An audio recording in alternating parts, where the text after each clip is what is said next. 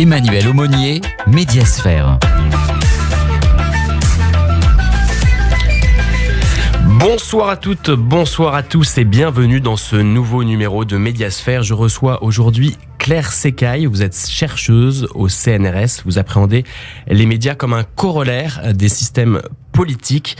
Bonsoir Claire Secaille et bienvenue sur Radio J. Bonsoir.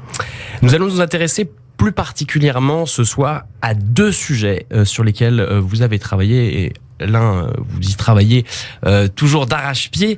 D'abord, il y a le rôle médiatique. Donc ça, c'était en 2017, des meetings politiques. Vous avez publié un ouvrage, donc comme je disais, en 2017, qui était centré sur la campagne présidentielle. Il s'appelait « Les meetings électoraux », il s'appelle toujours d'ailleurs, aux presses universitaires du Septentrion. Et puis, ce qui va nous intéresser encore plus particulièrement aujourd'hui, alors c'est une autre sorte de meeting politique peut-être, sur les chaînes de Vincent Bolloré, CNews et puis plus particulièrement C8 avec cette émission de Cyril Hanouna, Touche pas à mon poste. Il y en a d'autres, il y a Balance ton poste également. Alors, je disais donc en 2017, vous avez choisi de vous intéresser au meeting. Là, pour cette présidentielle de 2022, ce sont les émissions de Bolloré, particulièrement celle de Cyril Hanouna. Est-ce que c'est significatif ? Est-ce que ça veut dire que pour vous, en 2017, la campagne se jouait dans les meetings et qu'aujourd'hui, elle va se jouer peut-être dans les émissions de Vincent Bolloré ? Alors, donc nous, c'est une recherche qui se fait dans un cadre collectif. Donc en 2017, on se répartissait un petit peu les sujets en essayant d'avoir des petites questions transversales pour pouvoir partager des terrains. On avait travaillé sur la réception et moi j'avais mon terrain un peu ethnographique sur les meetings. Et donc j'avais là, avec la période Covid, je me disais que je n'allais pas pouvoir renouveler ou réactualiser ma recherche et j'avais pas forcément envie de le faire. Donc je voulais revenir à la question des contenus avec d'autres collègues et on s'est réparti des corpus cette fois, de différentes chaînes, de différents formats, de supports.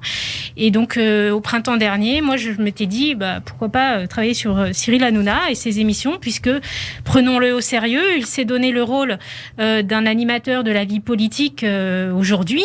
Son émission s'est de plus en plus politisée au fil des ans. Et allons voir comment il va donner à comprendre les enjeux de l'élection aux citoyens pour 2022. Voilà, donc c'est pour ça et d'autres collègues qui travaillent peut-être sur la presse écrite, les formats radio, les émissions satiriques de Canteloup, etc. On est plusieurs comme ça à partager nos corpus. Et les meetings en 2017, c'était parce que vous pensiez que il y avait un objet décisif. Vous pensiez que la présidentielle allait se jouer dans les meetings ? Alors, les meetings, dans une élection présidentielle en particulier, c'est un outil de la communication contrôlée qui était incontournable, qui est d'autant plus incontournable en France qu'on a un écosystème médiatique qui amplifie la résonance que peut avoir un meeting, puisque les chaînes d'information continue en particulier vont diffuser des longs discours issus des meetings des différents candidats au cours d'une élection, et parfois on a une forme de représentation de la compétition électorale à travers, quand on n'est pas forcément un militant de base, à travers les discours qui sont diffusés à la télévision et que peuvent regarder des publics sympathisants, curieux, pas forcément très politisés, mais pour se faire une idée un petit peu de ce que les candidats ont dans le ventre. On a fait une étude de réception et c'est le mot qui ressortait souvent parce qu'ils avaient l'impression que l'exercice du meeting et du discours à la tribune donnait à voir quelque chose d'une pugnacité du candidat que l'on ne retrouvait pas dans les émissions de débat face à un journaliste ou avec... C'est une démonstration de force, un peu un meeting. Faut montrer les muscles, montrer qu'il y a beaucoup de gens qui sont derrière nous. Et moi, je voulais pas l'analyser sous l'angle simplement du discours que pouvait avoir le candidat à la tribune, mais bien comme un dispositif dans lequel on peut retrouver différents types d'acteurs, des militants, des journalistes. Et j'y allais avec une accréditation presse pour pouvoir circuler partout. Et puis des entourages politiques, etc. Et voir comment ce petit monde social, qu'est-ce que ça produisait dans le petit espace-temps d'un meeting. Et alors, quels sont les meetings qui vous ont le plus marqué dans cette présidentielle 2017, ceux dont vous estimez qu'ils ont été vraiment signifiants ? Ce que je voudrais dire d'abord, c'est que les meetings n'ont pas toutes les mêmes fonctions, n'ont pas toutes les mêmes... ce ne sont pas tous des démonstrations de force. En faisant une catégorie de meetings. Voilà. Et du coup, j'ai apprécié parfois des petits meetings qui complétaient un petit peu la palette, on dirait, de ce qu'on pouvait donner à comprendre, à voir dans d'un candidat. Et par exemple, en province, dans des soirs de semaine, je trouvais très intéressant de voir comment créer du lien. On crée du lien dans des choses, dans des arènes, des espaces dont on savait, les candidats savaient qu'ils n'allaient pas forcément être très médiatisés, ou peut-être plutôt par la presse locale, par exemple, et du coup se permettaient peut-être relâcher un peu leur discours, se permettaient des comportements qui essayaient de capter l'attention du public, mais sans parfois y parvenir. Bref, parce que c'est un outil de la communication contrôlée, mais tout n'est pas forcément maîtrisé par les candidats. Et parfois, il y a des choses qui se produisent. On l'a vu là récemment avec le meeting de Villepinte d'Éric Zemmour. On a beaucoup plus parlé de ce meeting par les violences qu'il y a eu dans la salle que par le discours à la tribune, par exemple. Et ça vient contredire parfois l'effet que cherchent à produire les équipes de campagne autour de leurs candidats quand les salles sont à moitié vides, par exemple. Là aussi, on a un échec d'une fonction du meeting qui est de faire force, de faire montrer, la démonstration de force et montrer que le candidat est soutenu par une base, qu'il y a du monde qui se précipite dans ces meetings. Et en fait, c'est pas tout le temps le cas. Et là, bon, avec la période Covid, c'est encore moins le cas parce que évidemment, il y a d'abord la question sanitaire qui se... Alors justement, sur le Covid et les conséquences que ça aurait pu ou que ça aura sur la campagne, est-ce que une campagne, si on fait l'hypothèse qu'il y aura une campagne 2022 complètement tronquée, qu'il y aura des meetings avec des jauges très faibles ou pas de meeting, qui est-ce que ça avantage? Parce que le meeting, est-ce qu'il n'a pas pour vocation de légitimer le challenger plus que le président sortant qui lui a déjà quelque part fait ses preuves? Alors, oui, on est dans une autre configuration de campagne. C'est vrai que ça désavantage surtout les candidats qui ont beaucoup misé, beaucoup investi sur cet outil-là. Je pense en particulier à Jean-Luc Mélenchon, qui en avait fait un outil assez stratégique dans sa campagne en 2017. Il était le candidat de l'innovation des meetings, avec ses meetings hologrammes, par exemple. Et là, il a bien vu depuis plusieurs mois en amont de cette campagne qu'il n'allait pas pouvoir reproduire forcément tout ça. Donc, il a inauguré les meetings immersifs, en immersion, qu'il vient de reproduire là avec un certain succès, sur le plan formel en tout cas. Mais c'est vrai qu'on est dans une campagne qui n'a pas l'enthousiasme de la campagne 2017. On a été retrouver un panel sur lequel on travaillait en 2017. On a revu certains de nos participants et on les a réinterrogés. Autant ils étaient enthousiastes en 2017 sur la campagne, des jeunes, des moins jeunes, de toute sensibilité politique. Autant là, ils nous ont bien dit cette campagne... C'est difficile, c'est compliqué, on n'a pas envie trop de s'y être. Et donc, l'outil meeting me semble peut-être pas forcément correspondre à quelque chose qui va performer et autour duquel les candidats vont pouvoir miser, parce qu'on a un peu déjà vu ça. Voilà. Donc, il y a d'autres arènes, ça ne remet pas en cause le débat démocratique, il continue d'avoir lieu, mais sous d'autres formes, avec d'autres outils. Il y a une forme qui est employée massivement, c'est maintenant que les chaînes de télévision ne filment plus les meetings et les chaînes d'information reprennent les images qui sont fournies par les équipes de campagne. Et ça, il me semble que ça pose quand même un problème assez important, puisque toute la scénographie va être évidemment à la gloire du candidat qui organise son meeting, alors que normalement une chaîne d'information a quand même pour but d'informer et de ne pas relayer des images. Comment ça se fait que ce soit permis? On a envie de se poser cette question presque. C'est arrivé très vite à partir du moment où il y a eu l'écosystème des chaînes d'information continue en 2000, au milieu des années 2000, et le premier rôle, on va dire, réel en 2012 des chaînes d'information continue qui rediffusaient déjà des meetings. C'est arrivé à peu près à ce moment-là. Les journalistes de presse écrite s'en sont un peu émus, en effet, pour dire, attendez, vous faites de l'information, vous ne relayez pas la communication, exactement ce que vous venez de dire. Mais là, il y a un clivage que j'ai pu observer, j'en ai discuté avec des journalistes en 2017, entre les journalistes de télévision qui préfèrent montrer des belles images et donc qui cèdent à la logique. Spectacle. À la logique, voilà. Et puis en plus, c'est de l'image pas chère parce que elle est produite, elle est déjà produite. Il y a juste C'est une sorte de renoncement, quoi. Voilà. Donc ces meetings, c'est aussi une question, une économie du flux télévisuel qui vient fournir des programmes produits par des responsables politiques et les chaînes ont cédé trop vite, il me semble, à cette économie. Et à propos justement de spectacle, vous écrivez que le meeting est je vous cite, un objet historique au sens où il encapsule et rejoue le temps d'une opération de performance, les discours et les imaginaires collectifs d'une époque. Mais alors, pour une performance, il faut un metteur en scène. Qui sont-ils ces metteurs en scène, des hommes politiques, des publicitaires en général, des artistes qui s'occupent de cette scénographie? Alors il y a différents rôles. Il y a des rôles politiques qui vont essayer de définir un petit peu où, quoi, comment, mais pour répondre à des enjeux purement politiques, pour satisfaire la logique électorale du candidat.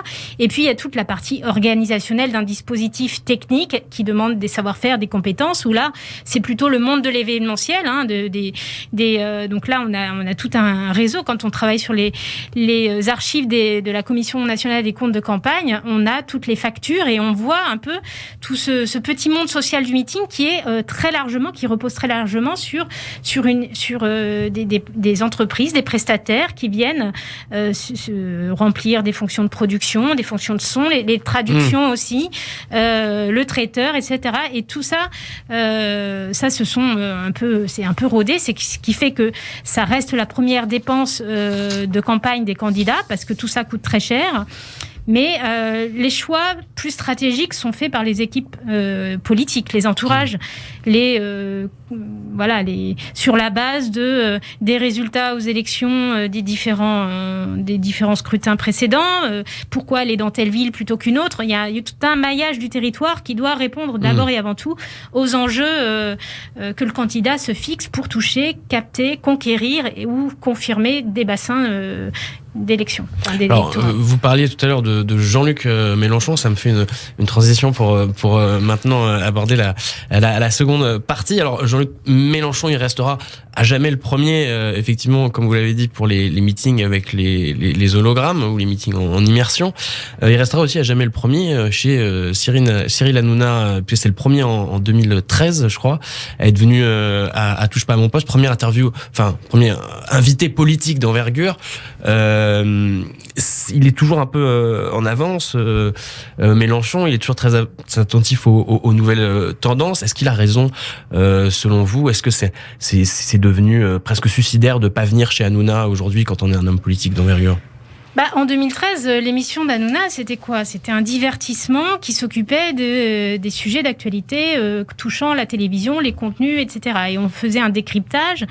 Et on touchait par là des gens, un public plutôt populaire, issus plutôt des jeunes, plutôt peu politisés, ou ceux qui ont voté, par exemple, il y a eu un sondage qui montrait qu'en 2017, un tiers avait voté Marine Le Pen, un tiers Jean-Luc Mélenchon, donc plutôt des profils anti-système qui ne s'informent pas par les canaux d'information traditionnels. Donc c'est un public qu'on ne retrouve pas forcément ailleurs, et dès lors qu'on les capte par de politique, les responsables politiques ont tout intérêt à aller capter ce public. Jean-Luc Mélenchon veut toucher un public populaire, il le dit, et il n'hésite pas à avoir une stratégie média qui va être très diversifiée. Ça peut aller de Karine Le Marchand à Cyril Hanouna sans aucun problème. Il est plus preneur de ce genre d'émissions que parfois des émissions politiques du service public, plus policées. Parfois, il y a des tensions avec des journalistes parce que voilà. Alors, si vous avez eu raison de rappeler qu'effectivement, touche pas à mon poste. À l'origine, c'était une émission de divertissement. Bon, c'est toujours une émission de divertissement, mais c'était vraiment avant centré sur les programmes télévisés, la critique des programmes télévisés. Bon, pas comme le fait Daniel Schneiderman, mais d'une manière plus, on va dire, guignolesque. Et à partir de 2012, Hanouna va rentrer dans le groupe Canal. en tout cas sur C8, puis dans le groupe Bolloré, quand Bolloré prend le contrôle à partir de 2015. Est-ce que vous observez un lien entre la politisation de l'émission de Cyril Hanouna et l'arrivée de Vincent Bolloré, ou selon vous, est-ce que c'est plus une coïncidence? De toute façon, Hanouna se serait intéressé aux politiques. Ça mérite d'être... J'ai pas les réponses. Ça mérite d'être affiné, cette chronologie, en effet, parce que... Alors moi, je travaille sur une période beaucoup plus récente, depuis septembre, sur la campagne présidentielle 2022, mais j'ai quand même commencé à observer un petit peu les jalons, on va dire, de la politisation de cette émission. Pour moi, ça correspond plutôt à l'époque, un petit peu pendant la campagne présidentielle 2017 et surtout pendant les Gilets jaunes, donc à partir de la rentrée 2018. Il vient de créer son émission. C'était l'un des premiers à recevoir les Gilets jaunes, effectivement. Il n'était pas le seul. Un des premiers. Il y avait RT France qui le faisait beaucoup. Et puis, il y avait BFM TV a eu son émission aussi, un peu compliquée pour Routel Krief. Mais c'est vrai que c'était dans un contexte où on avait compris que ce mouvement n'avait pas de porte-parole, donc il fallait faire venir des membres divers de tout profil. Et face à ça, qu'est-ce qu'il y avait? Il y avait les responsables politiques directement. Et donc, Cyril Hanouna avait une arène en créant Balance ton poste à la rentrée 2018 qui se prêtait bien à l'expression de ces sujets. Et très vite, les responsables politiques de l'époque, Marlène Schiappa, Mounir Majoubi, ont perçu l'intérêt d'aller dans cette émission-là pour toucher ce public, pour montrer, dans le cadre de la stratégie du grand débat national qui avait été mis en place par Emmanuel Macron dès janvier 2019, eh bien que le gouvernement recueillait les doléances des protestataires pour apaiser la situation, bien sûr. Ça n'a pas forcément abouti à grand-chose, mais en tout cas, cette émission, elle a pu constituer une arène assez classique, assez conforme à ce que pouvait être ce dispositif de grande concertation et de recueil des doléances du mouvement. Alors, vous êtes beaucoup intéressé au temps de parole pour essayer de voir qui était représenté, comment, dans les émissions de Cyril Hanouna. Et vous avez trouvé récemment que plus de 40% de ce temps était dévolu à Éric Zemmour. Est-ce que vous avez le sentiment que Cyril Hanouna, dans le secret de l'isoloir, il y a de fortes chances qu'il mette un bulletin de droite ou d'extrême droite, ou est-ce que vraiment il est au-dessus de ça, il s'en fiche, il est là pour faire du divertissement, tout l'amuse, et il est là, finalement, il cherche là où il y a de l'audience, quoi. Alors moi, j'essaye d'avoir des hypothèses à partir de l'analyse de contenu. J'ai pas fait d'entretien avec Cyril Hanouna, et de toute façon, je pense qu'il ne dira pas grand-chose. Donc, ce qui est intéressant, c'est de voir comment l'analyse de contenu peut révéler les intentions, les motivations qu'on peut... Alors moi, je pense plutôt à la deuxième solution que vous évoquez, c'est-à-dire que Cyril Hanouna est avant tout un entrepreneur, opportuniste si vous voulez, ça c'est... mais en tout cas un entrepreneur soucieux de son business model, qui est obsédé par les audiences. Il le dit dans son ouvrage sans complexe, il n'a pas de honte avec ça. Et donc il a bien perçu qu'avec le cas Zemmour, le phénomène médiatique Zemmour qui a vraiment émergé à la rentrée là, en septembre, avec le bras de fer avec le CSA, ce qu'il pouvait en tirer en termes de bénéfices d'audience, et ça, les chiffres d'audience le montrent, à chaque fois que les plateaux TPMP, les pics d'audience, c'est vraiment autour des plateaux consacrés autour de la figure d'Éric Zemmour. Et puis l'autre, c'est effectivement la loyauté de groupe qui est une valeur cardinale dans son système de valeurs, qu'il reproduit à l'égard de Vincent Bolloré. Et donc, sans avoir besoin de partager l'agenda politique de Vincent Bolloré, il en est par stratégie, par intérêt et par loyauté. Par intelligence, quelque part, on pourrait dire. Presque, il en est tout à fait c'est une forme d'alliance objective, l'allié objectif de ce. Donc voilà, Éric Zemmour, c'est en effet, alors c'est plutôt 44,7 pour le cas Zemmour, et parce que je n'oublie pas le reste de l'extrême droite, parce qu'elle s'auto-alimente aussi. On en est à plus de la majorité des contenus politiques de l'émission. Alors les contenus politiques de l'émission, c'est en moyenne pour la pré-campagne de septembre à décembre, c'est 17% de l'émission. Ça montre que ça reste une émission de médias, de société maintenant aussi, sur d'autres sujets. Mais en même temps, ce sont les moments qui buzzent. Et c'est les moments qui sont placés à la fin de l'émission, donc avec les plus fortes audiences. Et c'est pas négligeable pour une émission qui est à la base une émission de divertissement. Il y avait des collègues qui avaient travaillé sur les émissions politiques hybrides comme ça, qui faisaient un peu de divertissement, un peu de politique dans les années 2000, qui montraient qu'il y avait 5 à 15% d'invités politiques. Donc là, on est dans une émission qui est tout à fait dans cette dans ces eaux-là, tradition-là. Alors, il y a un mot là que vous avez dit aussi, c'est la fidélité, la loyauté. Et c'est quelque chose qu'on observe aussi au sein même de l'émission de Cyril Hanouna, et c'est assez fascinant. Et on a l'impression que le génie quelque part de Cyril Hanouna réside là-dedans, c'est qu'il a créé une télé-réalité dans son émission. Lui, c'est un peu entre un chef de famille et un chef d'entreprise, puisqu'il s'amuse quand même aussi à évincer parfois ses chroniqueurs, et on les voit avec une sorte de fragilité. Enfin, ils sont tous, ils veulent tous se voir beaux dans les yeux de Cyril Hanouna, et c'est assez. Oui, j'ai l'impression que c'est un peu la première fois à la télévision qu'on voit ça, quoi. Alors les chefs de troupe, les chefs d'équipe qui prennent l'allure comme ça un petit peu de manière un peu tyrannique aussi, il faut le dire. Voilà, quoi, exactement, avec des situations parfois vachardes et un peu. Alors des fois c'est très drôle. Il y a eu des cas de harcèlement même très graves au sein de l'équipe. Quand on se souvient de l'enquête qu'il y avait eu de Society, il y a eu quand même. Mais chacun joue sa partition, accepte le jeu, parce que de toute façon, ils sont des salariés de Cyril Hanouna. Donc, c'est soit ça, soit ils quittent le plateau.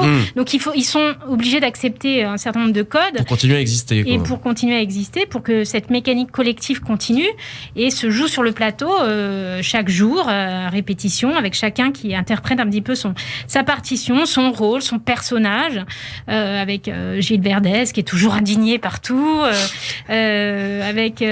Alors il y en a qui ont plus ou moins d'autonomie quand on entre un petit peu dans les sujets, pas tout le temps que de la politique, mais et que chacun essaye d'aller un petit peu en dehors du cadre imparti par la façon dont le thème ou la question a été posée. Ça, ils n'arrivent pas généralement à s'en extraire, et Cyril Hanouna est là pour rappeler les choses à l'ordre. Mais on voit que certains essayent d'avoir une forme de plus autonomie de pensée en étant plus critiques par rapport à tout ça, mais ça marche pas très bien. Et je pense que Géraldine Maillet, par exemple, c'est un cas intéressant, Géraldine Maillet, parce qu'elle montre bien les limites de la formule que Cyril Hanouna répète à l'envi de je donne la parole à tout le monde, la liberté d'expression, etc. Oui, mais sauf que on s'aperçoit que, et c'est là qu'on rejoint la logique de groupe et Vincent Bolloré, quand il se passe des événements comme par exemple, rappelez-vous l'affaire Sébastien Toen, l'humoriste qui avait parodié l'émission de Pascal Praud et le journaliste qui l'avait soutenu en signant sa pétition, qui avaient été tous les deux licenciés. Ça avait pas été traité dans TPMP, alors que c'est un sujet qui revient en permanence, parce que ça montre, on prend la défense des gens qui veulent faire valoir leur liberté d'expression. Et là, Géraldine Maillet, pour revenir à elle avait dit une formule, alors ça c'est justement, on a parlé, Stéphane Ancel qui le dit dans son ouvrage sur le système Hanouna, et il le rappelle, elle avait essayé de dire, mais vous voyez, nous aussi, des fois, on ne donne pas la parole à tout le monde. Et Cyril Hanouna avait ce côté un petit peu manager. Tout de suite, il avait mis recadré en disant mais je ne vois pas de quoi vous parlez, alors que l'allusion était claire et limpide. Mais là, on touchait aux intérêts de Vincent Bolloré en personne, et Cyril Hanouna avait été le bon loyal. Et alors Cyril Hanouna, il est aussi assez fort pour rendre sympathique tout le monde. Et est-ce qu'on peut dire que finalement, lui, il a achevé la dédiabolisation de l'extrême droite en France? C'est bon, il les a rendus sympathiques, il les a rendus drôles. Il en a fait une sorte de saga familiale, que ce soit Zemmour. Mais j'ai même plus envie de parler presque de Marine Le Pen, parce depuis l'arrivée de Zemmour, on a presque l'impression que Marine Le Pen c'est devenu la droite. Ouais, oui, mais alors la dédiabolisation, elle n'a pas attendu Cyril Hanouna. Malheureusement, elle est beaucoup plus généralisée que ça. Quand on voit des plateaux où on ne prononce même plus le mot d'extrême droite pour parler de Marine Le Pen ou pour parler d'Éric Zemmour, on se dit quand même qu'il y a un problème dans notre représentation du politique, dans notre débat politique actuel, et qu'on s'est laissé un petit peu endormir par ce discours-là. Et en effet, et Cyril Hanouna est de ceux qui ne prononcent jamais le mot d'extrême droite. Il parle d'extrême gauche quand il invite. De droite radicale, peut-être? Il dit droite. Droite. Voilà, il dit vous êtes de droite, plutôt de droite, mais jamais extrême droite le mot. Et ça rappelle la stratégie qu'avait Jean-Marie Le Pen dans les années 90, où il menaçait les journalistes de procès, de plaintes judiciaires s'ils accolaient le nom d'extrême droite au parti FN à l'époque, parce qu'il refusait cette catégorisation sémantique en disant mais nous on est la droite. En même temps, personne n'a envie d'être un extrémiste. Oui, mais Cyril Hanouna parle d'extrême gauche quand il invite, encore une fois, Raphaël Arnaud du groupe Antifa, quand il invite Anas Kazib de l'ex-NPA. Donc c'est pour ça qu'il n'y a pas d'équivalence et d'égalité de traitement. C'est en ça que... Alors les chroniqueurs, par contre, peuvent l'utiliser, mais lui, non, jamais. Il prend beaucoup de précautions avec ça. Alors il y a une autre chaîne, un autre type d'émission sur une autre chaîne du groupe Bolloré, c'est la chaîne CNews, et il y a eu donc Éric Zemmour dont on vient de parler, qui a eu pendant 2 ans son émission, et ce qu'il y avait, je trouve d'assez fascinant dans cette émission, c'était que il y avait Zemmour était une espèce de boss final d'un jeu vidéo, et il y avait toutes les semaines, ou je sais pas quelle était la fréquence, des gens qui venaient pour se mesurer au grand Zemmour et croiser le fer un peu avec lui. Et puis il y avait ce que vous décrivez chez Hanouna, aussi un dispositif qui faisait que c'était caduc quasiment à chaque fois. C'était quasiment toujours Zemmour qui gagnait, quoi. Bah oui, parce que les thématiques, c'était ses thématiques de prédilection. Il était en effet en posture de principal intervenant avec des contradicteurs qui étaient interchangeables et qui ne faisaient que lui apporter, avec plus ou moins de succès, une forme de contradiction, mais parfois aller dans son sens aussi, au moins de manière formelle. Donc en effet, c'était une émission taillée sur mesure pour une personnalité médiatique qui était une locomotive pour la chaîne d'information continue. Ça a engrangé des audiences, et voilà. Et donc c'est là ce qui était l'enjeu en septembre, quand la chaîne a pris la décision d'arrêter son émission avec lui, parce que le CSA demandait de décompter son temps de parole, donc ça allait tout déséquilibrer, évidemment. Eh bien, ça a été de transposer cette parole, ce profil, sur d'autres arènes. Et là, C8, c'est particulièrement bien appliqué, non pas forcément à accueillir Éric Zemmour en particulier. Il y a eu quelques vidéos qui étaient enregistrées, parce que Éric Zemmour n'est pas allé avant le face à Baba de mois de décembre, il n'est pas allé dans l'émission TPMP, mais en revanche, tous ses soutiens, pour le coup, étaient déjà là à la manœuvre pour essayer de préparer le terrain d'une probable candidature, c'est-à-dire avoir le potentiel de ce que pourrait être les 500 signatures, et on en est encore en plein là-dedans aujourd'hui, et puis voir si la mécanique pouvait prendre, et en montrant des profils d'intervenants qui avaient des espaces, des arènes très marginales, tous ces influenceurs patriotes, identitaires, qu'on voyait que sur les réseaux sociaux, TikTok, Instagram, qui, grâce à Cyril Hanouna, ont eu accès à une chaîne généraliste, à un public qui n'était pas très politisé, je le répète. Et ça, c'est très important. La responsabilité de Cyril Hanouna, là, est importante, parce que elle amène à la politique, des gens par ses influenceurs. Et qui n'ont pas d'autres discours. Ouais. Parce que si on parle beaucoup de 44% rien que pour Éric Zemmour et 53% pour l'extrême droite, ça veut bien dire qu'il n'y a pas beaucoup de choses pour exister, quand on dit après qu'il y a aussi Emmanuel Macron qui est le deuxième bénéficiaire de cette forme de bipolarisation du débat électoral qui s'est joué de manière très précoce dans l'émission TPMP. Ça laisse peu de choses pour les autres. Alors, il y a une autre chose qui est assez prégnante quand on regarde CNews, c'est la place de la gauche. Alors, on a un peu l'impression, sans vouloir être indélicat, qu'ils organisent des sortes de dîners de cons où en permanence les cons c'est toujours les mêmes, c'est les gens de gauche, et ils viennent et ils reviennent en plus, donc on a l'impression qu'ils sont contents, ils sont malmenés, mais alors à un point parfois on les écoute même pas parler, sans parler du dispositif, donc qui fait qu'ils ne parlent jamais de thèmes de gauche, mais qu'ils réagissent toujours à des thèmes de droite. En gros, ils sont forcément perdants, quasiment. On se pose un peu la question, pourquoi ils viennent, je sais pas, pour des raisons d'ego, parce qu'ils pensent qu'il faut que la parole soit portée. Je pense qu'il y a une part d'ego, de vanité d'abord, parce que ce sont eux personnellement qui sont invités. Ils ont l'impression que leur parole compte plus que le dispositif dans lequel leur parole est insérée. Ça, c'est une erreur un peu de débutant, je dirais. Mais et en plus, c'est pas les meilleurs. Faut être objectif. Les gens qu'ils invitent sur CNews, c'est rarement les meilleurs. Et le sens politique derrière, là, je suis assez effarée de voir l'absence de réflexion, parce que la question qui devrait se poser, c'est qui est-ce qu'on touche en faisant ça ? Quel public on touche ? Le public de CNews, il n'y a pas grand-chose à attendre d'un public de CNews quand on est de gauche et qu'on vient sur les plateaux. C'est pas... Ça va être dur de les convaincre, après. Voilà. C'est pas la même chose avec TPMP. Donc là, la question pouvait se poser, en effet. Mais quand je vois la façon dont les formulations, et y compris particulièrement les gens de la France insoumise, parce que tous les gens de gauche ne sont pas traités de la même façon dans TPMP, mais les contradicteurs fonctionnels, ce sont bien les représentants de la France insoumise qui viennent, mais qui ne viennent, les exemples que j'ai relevés, c'est à chaque fois sur des questions de l'extrême droite, sur laquelle en effet, ils jouent le jeu du débat agonistique. Ils s'en sortent plutôt bien en termes d'éthos de combativité. Ça, c'est une chose, indéniablement. Mais quel est le bénéfice politique ? Il est néant, parce que ils n'ont pas réussi, et ils ne cherchent même plus, parfois, à revenir sur leur thème, imposer leurs idées. Voilà.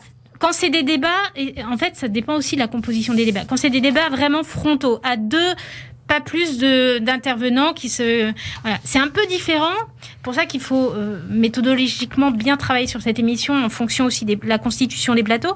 Ça a été différent, par exemple, début janvier, quand après les propos d'Emmanuel Macron sur les non-vaccinés qui les emmerdaient, etc., dans le Parisien, Cyril Hanouna composait un plateau beaucoup plus démultiplié, avec Jordan Bardella, Mathilde Panot, la France Insoumise, Bruno Bonnell de La République En Marche, et puis un militant des Jeunes avec Macron. Donc là, il y avait au moins 3 pôles, et du coup, l'échange agonistique entrait beaucoup plus dans le fond, des idées. Donc c'est pas totalement impossible, mais c'est rare. Et en face, il y a Cyril Hanouna qui n'est pas dans une démarche de contradictoire ou de redevabilité. Non, d'animation. Mais alors, il y a aussi autre chose, c'est que malgré tout cela, j'ai l'impression qu'il y a beaucoup de gens dits de gauche qui apprécient Cyril Hanouna. Alors par exemple, j'entendais Aymeric Caron qui disait oui, non, mais Cyril Hanouna, il dit des choses, la parole est libérée sur la laïcité, sur les questions de voile. Et on a l'impression qu'il a quand même la sympathie d'une partie de la gauche. Ils sont entrés dans l'économie relationnelle de Cyril Hanouna. Ils y sont valorisés parfois en étant invités sur des plateaux à échanger, etc. Donc ils ont un bénéfice personnel direct à ça. Ensuite, il est vrai que Cyril Hanouna, moi je suis pas de ceux qui le mettent à la poubelle complètement. Je trouve qu'il a, et c'est bien dommage de gâcher un peu ce talent-là, une capacité à mettre à l'agenda des thématiques. Il l'a fait cet automne sur la question du harcèlement scolaire, une question terrible. Avec des plateaux qui étaient très émouvants, qui produisaient des choses, qui faisaient réfléchir, qui faisaient avancer, c'est ce que vous dites un peu, qui sensibilisaient, je pense, un grand nombre de publics à ces questions-là, sans jamais parvenir forcément à faire le débouché en termes de politique publique qu'on pourrait avoir, mais déjà sensibiliser sur cette question-là, ça n'est pas rare, et il le faisait, mais le problème, c'est que dans ces plateaux de société, là encore, il applique la mécanique de l'agonistique qui va pas forcément... un peu mécanique qui va pas forcément permettre aux citoyens d'appliquer toutes les nuances. Ouais. Je pense, quand il invite sur les questions de genre ou de violence sexuelle, de féminisme, une jeune femme influenceuse toujours identitaire, président du collectif Némésis, face à quelqu'un qui va, par exemple, être un transsexuel ou une victime de violence sexuelle ou une jeune femme portant le voile, etc. Et le débat devient tout de suite sur des questions identitaires, alors que derrière, il y a d'autres logiques qui pourraient... Oui, c'est l'émotion, forcément. Voilà. On voit quelqu'un de... Les deux sont tellement opposés, il peut pas se produire autre chose que ce type de conflit. Mais c'est souvent plus compliqué que ça, et ça mérite de pas enfermer les gens dans des rôles et des personnages pour le bienfait d'une séquence télévisuelle. Alors, je parlais un peu de dîner de cons en parlant de CNews, mais alors il y en a d'autres qui organisent des dîners de cons, mais on a l'impression que cette fois c'est eux-mêmes qui sont à la fois les hôtes et les cons, c'est les sénateurs quand ils font les auditions, notamment de Vincent Bolloré. Alors là, c'est assez extraordinaire. Donc il y a eu une audition de 19 janvier dernier de Vincent Bolloré. Alors j'ai choisi quelques extraits. Alors il dit par exemple: je n'ai pas le pouvoir de nommer qui que ce soit à l'intérieur des chaînes. Bon, alors là on se pose un peu la question du coup, est-ce qu'il est vraiment le patron, quoi? Non, c'était une séquence qui était perturbante et inquiétante, parce qu'elle montrait un législateur, alors qu'on pouvait attendre... c'est le législateur qui a la possibilité de remettre à sa place des stratégies de groupe très offensives, très agressives, qui vont dévoyer l'information, menacer jusqu'à la démocratie, l'équilibre, le pluralisme, etc. Donc, on a l'impression qu'ils n'ont pas pris la mesure des choses, qu'ils n'ont pas bossé le dossier aussi. On a l'impression qu'ils n'ont pas les moyens aussi de jouer le rôle de garde-fou. En tout cas, ils ne se donnent pas les moyens. Cette commission-là n'a pas bossé son dossier, je le maintiens. Patrick Evenot, un historien économiste des médias qui a été auditionné par cette commission, a eu exactement ce ressenti-là, il me le disait. Et on parle de Bolloré, mais c'est la même chose pour Bernard Arnault. Voilà. Ils ont tous défilé. Ils se sont fait embobiner. Alors, il y a des petites questions ponctuellement qui pouvaient... mais il n'y avait pas la relance, il n'y avait pas l'économie générale et le travail concerté d'une commission spécialisée sur une question pour amener les orateurs à ne pas simplement sortir des éléments de langage. Quand on voit quand même que Vincent Bolloré dit « Notre intérêt n'est pas politique, n'est pas idéologique, c'est un intérêt uniquement économique ». Quand on sait que Canal+ doit peser même pas 1% de ses intérêts économiques. Alors, Canal+ fait des bénéfices. Ça, je reprends le travail de Patrick Evenot sur les divertissements. Mais ce que Patrick Evenot montre avec ses chiffres aussi, c'est que C8 a perdu 46 millions en 2020 et CNews 13 millions. Donc ces chaînes d'information sont bien déficitaires. Elles n'ont aucun intérêt économique pour lui. Alors si l'intérêt n'est pas économique... Oui, il met la clé sous la porte. Effectivement. Alors il y a une autre particularité chez Vincent Bolloré, c'est le nombre de procès qu'il fait aux journalistes. On en est à une grosse trentaine, je crois, aujourd'hui. C'est une stratégie, ça aussi, classique dans les médias pour intimider... Voilà, il fait perdre du temps, il fait perdre l'argent, c'est aussi du stress parce que c'est des procédures longues et qui sont éprouvantes. Et souvent, c'est un individu contre un groupe, donc c'est très déséquilibré. Donc oui, c'est des méthodes hyper agressives dont font les frais un certain nombre de confrères, de nombreux confrères, consoeurs, vos confrères, consoeurs, pas les miens. Si, maintenant que vous avez eu le badge média pour non, c'est une couverture. Mais voilà, c'est problématique. Un patron de groupe comme ça, avec des méthodes aussi agressives, systématiques, et qui mettent en danger à ce point l'information, le travail d'information et le pluralisme. Voilà. Et cette commission n'était pas taillée pour traiter les questions de pluralisme, elle était taillée pour traiter la question de la concentration des médias, qui est vraiment... Qui est un autre sujet. Qui est un autre sujet, et on sentait bien qu'il y avait une envie d'aller sur la question de Zemmour en permanence, mais l'autre s'en est très bien sorti, parce qu'il avait en face des sénateurs qui étaient soit complaisants, soit qui n'avaient pas bossé leur sujet. Alors l'émission touche à sa fin, on va juste faire un petit questionnaire des médias pour voir à quel point vous êtes fan du groupe Bolloré, vous connaissez bien les chaînes. Le réseau social que vous utilisez le plus. Le réseau social que vous utilisez le plus. Twitter. La chaîne de télévision que vous regardez le plus. Bon, alors on met de côté C8. Oh, bah, je dirais France 2. France 2. La station de radio, à part Europe 1 aussi. France Inter. Votre podcast favori, est-ce qu'il y a un podcast que... Bah, j'aime bien l'Instant M parce que ça porte sur les médias, mes sujets. Puis sinon, l'équipe de Charlie Van Haneker le soir. Voilà. Quel est le dernier film que vous ayez vu au cinéma, en salle? Encanto. D'accord. J'ai 2 filles, forcément. Alors c'est quoi ce film? Moi C'est un Disney. D'accord, je suis pas à la très page. chouette, très sympa avec des. Vous recommandez pour ceux qui ont des enfants? Oui, et surtout j'ai vu que la chanson avait détrôné Libéré, délivré de la Reine des Neiges. Enfin. Donc on est vraiment très heureux de ça. Et là on attend la suite qui détrônera la chanson de Ne parlons plus de Bruno, parce que elle aussi elle traîne bien dans la tête. Alors la dernière série que vous avez terminée? Ça doit être The Sinner. Ouais, The Sinner. Sur quelle plateforme? Netflix. Plutôt réussi. Votre journal papier ou magazine de référence que vous aimez lire en papier? Society, Le Monde. Ouais. Society, Le Monde, bon, ça fait déjà. Ouais. 2. Le dernier livre que vous ayez terminé, que vous ayez lu? Le dernier terminé, je pense que j'ai beaucoup de mal à lire en ce moment.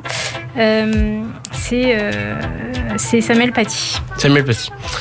L'application que vous allez consulter à la fin de cette émission pour regarder ce qui s'est passé? Sans doute Twitter.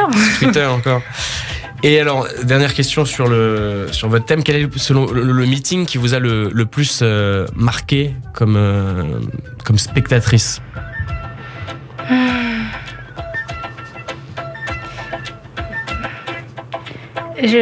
Si on n'a pas forcément, forcément. Je pense que j'étais très désarmée. C'était pas une bonne expérience, mais par les meetings, je mets plusieurs meetings dedans parce que voilà, par les meetings de 2017 de François Fillon et de Marine Le Pen, surtout en fin de campagne, quand la campagne était devenue très tendue, et le fait de porter un badge presse, je voyais que j'étais identifiée et pas bienvenue, et que certains participants ont même levé la main sur moi sans aller plus loin. Mais cette tension de cette campagne que je pensais un petit peu propre à l'affaire Fillon, enfin à son déroulement spécifique, malheureusement, je vois que c'est encore pire aujourd'hui. Et donc j'ai une pensée forte pour tous les journalistes et les reporters qui sont sur le terrain, parce que c'est pas une campagne qui va être facile et qui est déjà facile à traiter. C'est la fin de cette émission. Merci beaucoup à vous, Claire Sequet, d'en avoir été l'invitée. Alors on vous souhaite du coup bonne chance pour la suite des visionnages. Est-ce que vous allez écrire peut-être un livre du coup après sur cette expérience? Plusieurs papiers de recherche avec mes collègues, ou toute seule, et puis peut-être un livre si ça intéresse un éditeur, mais je n'étais pas persuadée. Apparemment c'est difficile, il y a peu d'éditeurs qui se risquent sur ce terrain. Quant à moi, je regarderai peut-être pas Hanouna, sans doute l'intégrale d'Alain Decaux. En attendant, je vous donne rendez-vous pour le prochain rendez-vous. D'ici là, prenez soin de vous. À très bientôt. Shavuot Tov.